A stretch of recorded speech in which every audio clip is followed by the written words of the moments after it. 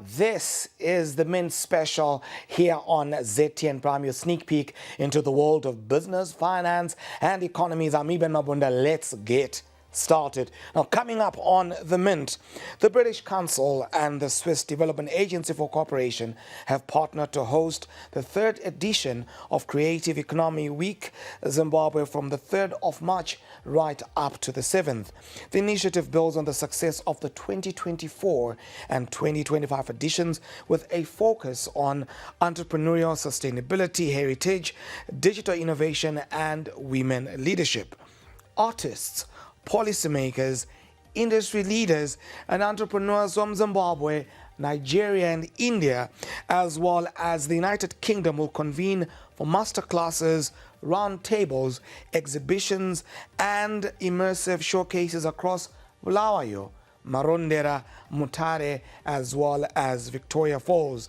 Organizers say the goal is to strengthen connections, expand market access, and support young creatives to build economically viable businesses.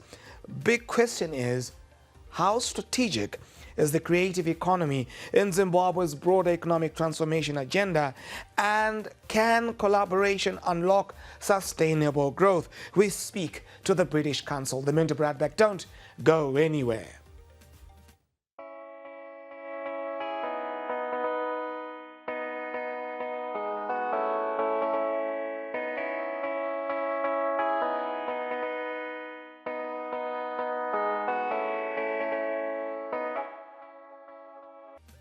Welcome back to a special edition of The Mint.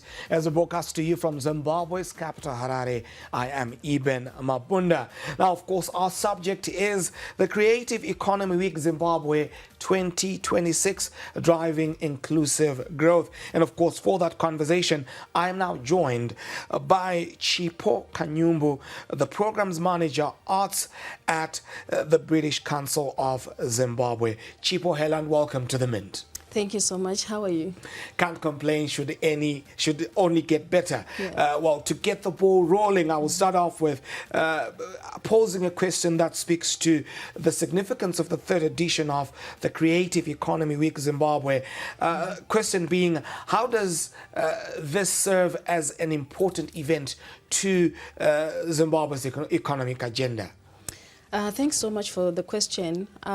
So it's very important that we have the Creative Economy Week, and for the third time in Zimbabwe, we found it relevant for us to do this. It's very important because it's a way of showcasing some of the great work that our creatives are doing within this industry in Zimbabwe. The creative industries, as you know, it's not an industry that is really platformed in many different platforms, but it's a way of us now to say we really want to give them visibility. We also want them to showcase the best of the Zimbabwean talent, and we also want to bring in new ideas and sharing of these ideas from the other different markets that are across the globe.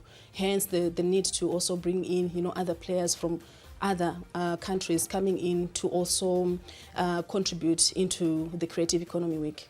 Well, this is not the first time that this event is being held. How are you building on the successes of 2024 and 2025? Yes, we're so excited about this edition, 2026. We started in 2024, and when we started, we just really wanted to showcase the innovative projects that we had the previous year.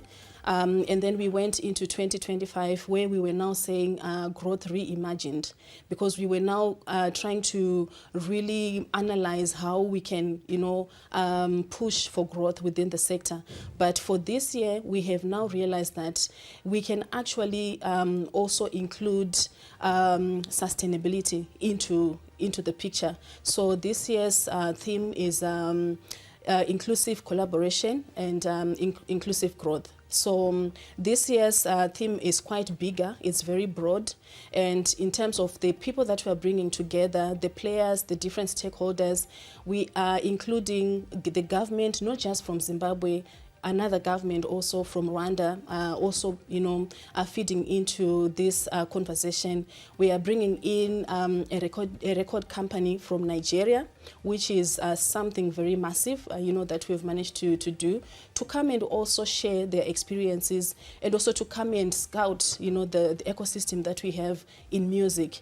We have also decided to deliberately expand our offer. All these years we were just focusing on Harare, but this time we have really expanded our reach, and we've gone into the other towns within Zimbabwe. So it's a very, very big and bolder move that we've done for 2026. Right. You said the theme is inclusive growth through collaboration. Mm-hmm. What does this mean in practical terms for Zimbabwe's creative sector? So I think in layman's term, it just means, coming together, everyone just being able to contribute and to collaborate inclusively, and also bringing in all the unheard voices from all the other locations, especially in Zimbabwe. Most of the things we usually focus on Harare and Bulawayo as the main platforms for our creative sector. But we also want, the voices from Masvingo to be heard. We also want voices from Victoria Falls to be heard. We also want voices from Marondera actually to be heard as well. So we are bringing in everyone into the picture for everyone to be able to contribute. And in actual fact, we are also bringing in voices from Matobo, and we are now also focusing on themes of inclusive heritage. So we really want to go deeper in identifying what it means to be Zimbabwean and to be a creative in Zimbabwe. So we are also interrogating those elements, acknowledging our heritage and culture. And we also want people to understand the ecosystem itself and to build from all the elements within the pipeline of the ecosystem.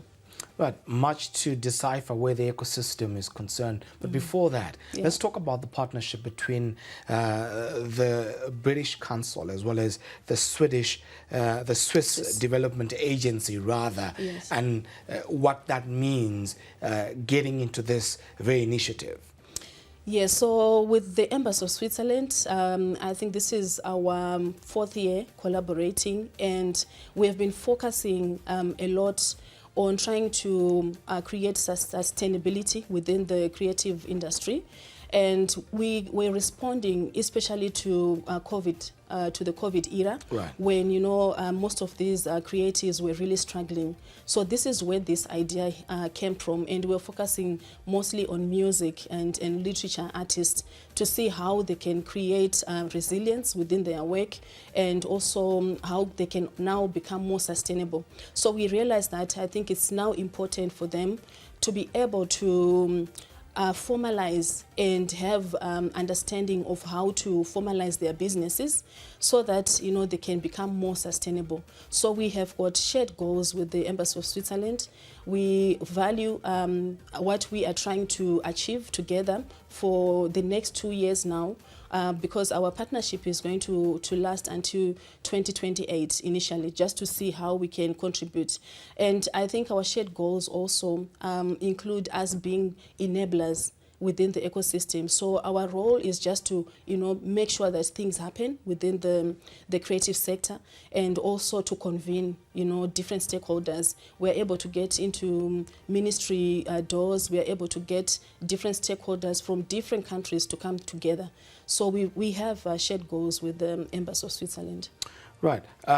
There is an aspect of building these young people economically from Zimbabwe's borders, where it is that you've got what is arguably the highest or the country with the highest degree of informalization on the continent of Africa, and arguably the second most informalized economy in the world. How important is your input to the initiatives? It's very important, for the small businesses, especially in the creative sector, to understand the need to formalize. Because if you look at how investments work, most people want to work with people who are formalized. So we have now also realized that it's also critical even when you're giving out smaller grants, and if you're giving out these little portions of investment coming in either from the corporates or from the other international organizations, everyone wants to work with someone with a structure. So this is something that was a gap within this within the creative industries. So our role is to make sure that, you know, we give capacity to the creatives to understand the very essence of why it's important for them to formalize. So we are doing this in music, we are doing this in fashion, we are also just doing this across the board, because we now have a suite of modules to help them to be able to formalize. So it's a very critical element at the moment. Right. Let's talk about the tangible results that have emerged from this very initiative over the years. Mm-hmm. Any pointers? Yeah, I think we've got quite a lot of, tangible results that we can talk about, especially if you look at the music sector. We have now got a big cohort of people that have gone through the program, and some of those names that you can now recognize, right, that have also been part of that. Mm-hmm. So we have, and also part of that cohort, most of them are also ladies, they are women, which is quite important for us as well, because we also want to position the voices of women and to make sure that they have a place within the sector. So, we've got people like Kim Makumbe. We have really gone through the program. They have dedicated their time. They've gone through all the aspects of the program, and they've been able to, to get their work produced professionally, and that work now is something that you can actually see on Channel O. I'm sure you hear Kim on radio most of the time. Yes. So she has really done well in that aspect. But also as part of the program, we've got other people like our designer, Rumbidzai Matema-chan. She has really, shined, not just in Zimbabwe, but we managed to get here to Africa London Fashion Week, and she was able to showcase, her work. She does these wonderful bags. And, she managed to even, start having sales, just from that, that one engagement. Right. And now she's really, picking up. She understands now that this is not just something that she does for passion, but she is now, focusing on this as a serious business. So we've got, certain, individuals that have been able to really take this seriously, mm-hmm, and now they have really structured their businesses to make sure that they are more sustainable. Well, some impressive testimonies there. Mm-hmm. Now, just before we take a break, mm-hmm, you mentioned the relevance of different regional and international participants that will be coming through for, mm-hmm, that. What would that bring to this initiative? It brings important elements such as just sharing knowledge. We do things differently in Zimbabwe to a certain extent, but we can also learn from what others are doing within their own economies. So we are bringing in people from India. The designer that we are bringing from India is very, very much focused on farm to fashion. Right. So they really focus on sustainable fashion practices. So we can also learn from that. It's not that, we are not doing it here, but I'm sure there are certain elements that we can also pick from what they are doing within their practices in Pakistan. We are bringing someone from India. We are also bringing in a designer from the UK who also focuses on sustainable fashion. They have a certain way of doing things in the UK, and actually the UK fashion space is much more formalized.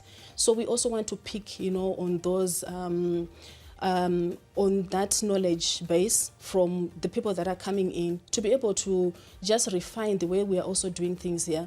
I'm also very, very 100% sure that everyone else that we are also bringing in, they're also going to learn from how we do things here in Zimbabwe. A good example is we are going to be sending them for a tour, like the fashion designers, to David Whitehead. and just to understand how the cotton pipeline, until it gets to the material that we use, Right.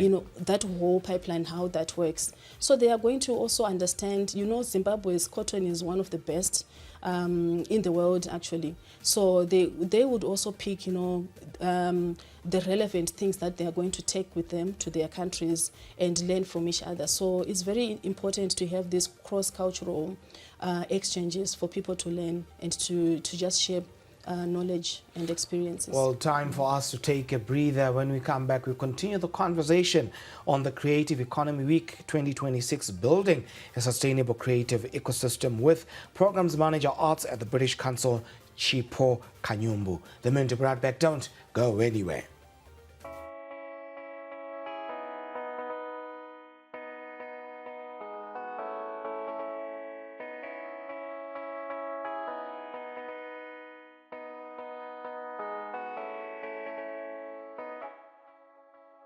Didn't graduate. I guess I blew it. You couldn't advise him anything. He would just look at you and say, so who do you think you are? We were just like really spoilt. And then they just give me the receipt and I'd pay. The guy walks in one day and then he says that he wants to make a movie. He was blowing the money. There was just like this habit that he had where as soon as he got money, it was gone. I just didn't have the skills or the experience. This money, I could see it disappear so fast.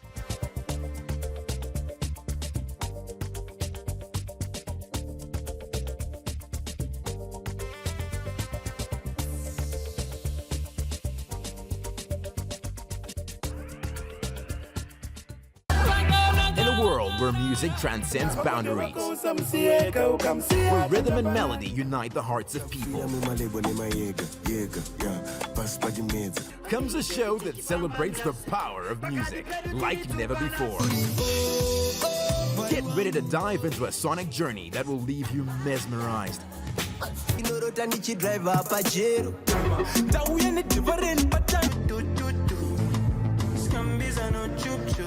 and yearning for more. Welcome to the captivating world of Z Vibes. Vibe to it, baby.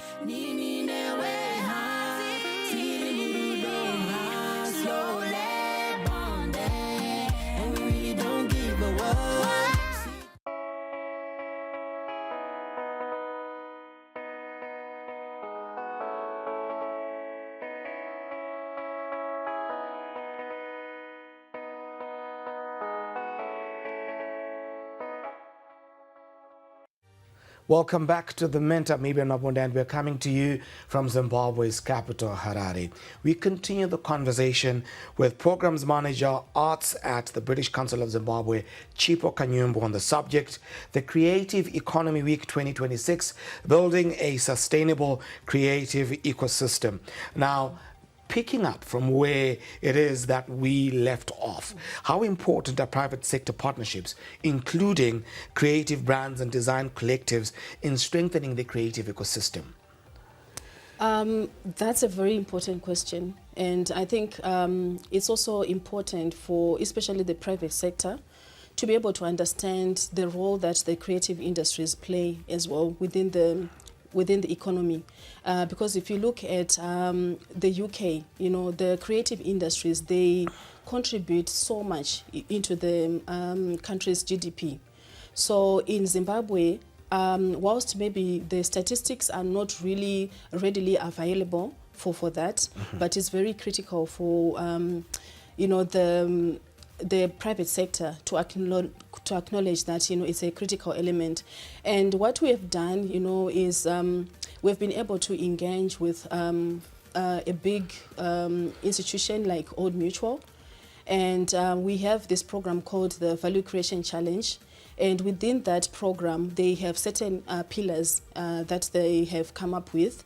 But from our perspective, the most important pillar, because I'm coming from the creative industries, was to also include the creative industries as a pillar.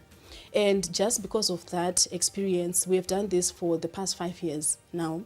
And what I have really seen, throughout this experience is how Old Mutual has really come to understand what the creative industries are trying to achieve. So it's very enlightening, and it's actually exciting for us, to have such a big player, understanding that, the creative industries play a very big role. And, we are also seeing that, it's much now easier to get investments coming into the sector. In terms of, the other players, it's very important also for even creative agencies to acknowledge that, because it helps the creatives to gain more visibility and gain more traction and get more markets, even outside of the country. A good example is last year we managed to have a lady called Miss Lion Hunter. She's quite a big influencer on social media. And she came to one of these pop-up markets that we had for the fashion creative DNA program that we ran. And she just posted that online. I'll tell you, the amount of traction that it got, and the amount of people that started following some of these, designers that we now have, was so amazing. Wow. It just shows how, certain players, if they are really invested into the sector, the sector just blooms. It just grows so much. So I also want to acknowledge that we also have the National Venture. It's called the National Venture Capital Fund, which is run, I think, by Tino Kambasha. Right. They are now also, really pushing for investments into the creative industry, which is quite good, because if we have, institutions at that level also pushing for the creative industries, I can see more growth and more investments coming into that sector, which will help us as an economy. Right.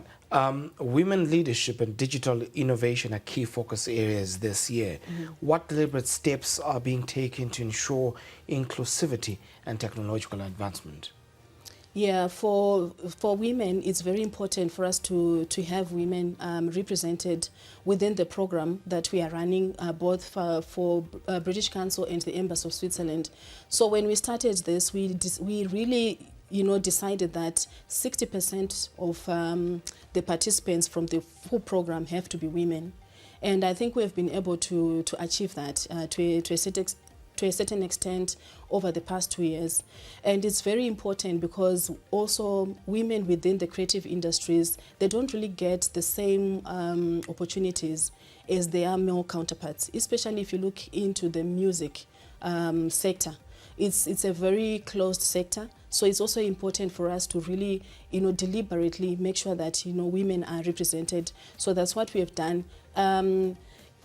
On the other hand, for fashion, we're actually realizing that there are more women that are involved in the fashion industry. So we are deliberately trying to get more males. More males getting into that. To get into that. So it's almost like trying to balance out so that we are not leaving anyone behind, because we are trying to be inclusive. Right. From a policy perspective, as we draw towards the close, what reforms are necessary to unlock the full economic potential of Zimbabwe's creative industries? That's a very critical point and a critical question. What is really key at the moment is to have an enabling environment for the creative sector. When I say enabling, it means that, an environment that doesn't stifle the creativity in the first place, which I think is quite a great environment that we have. Our artists can really express themselves, within the creative sector in different capacities. But it's also important, like when they also want, to engage with other creatives from other countries, to bring in, people to collaborate with, to make sure that the government, just makes it easy for them to be able to do that.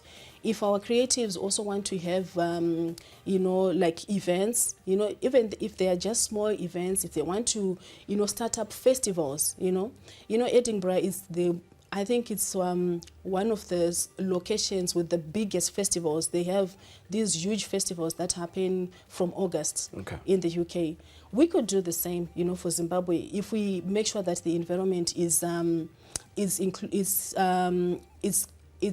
enabling for them to be able to do that. So the policies around, you know, maybe permits, work permits, bringing in people, you know, and also policies around access. Access in terms of access to information, access to funding is also important for our government to be able to look at that. And I would also say that, you know, royalties, I think it's something that is being talked about in this creative industry, especially in music, you know, how, you know, the collection of royalties is being done. So if we can just, you know, tighten some of those areas, I think our sector will grow much, much better.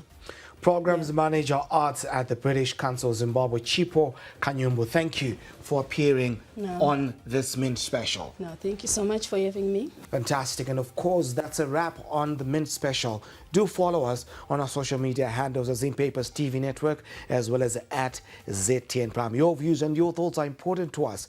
Remember to catch us, of course, every week as we continue deliberating on matters of business and economic interest. I'm Eben Mabunda, the money man. Let them do what they do. When we do what we do, we mean business. Thank you for watching and have a great weekend.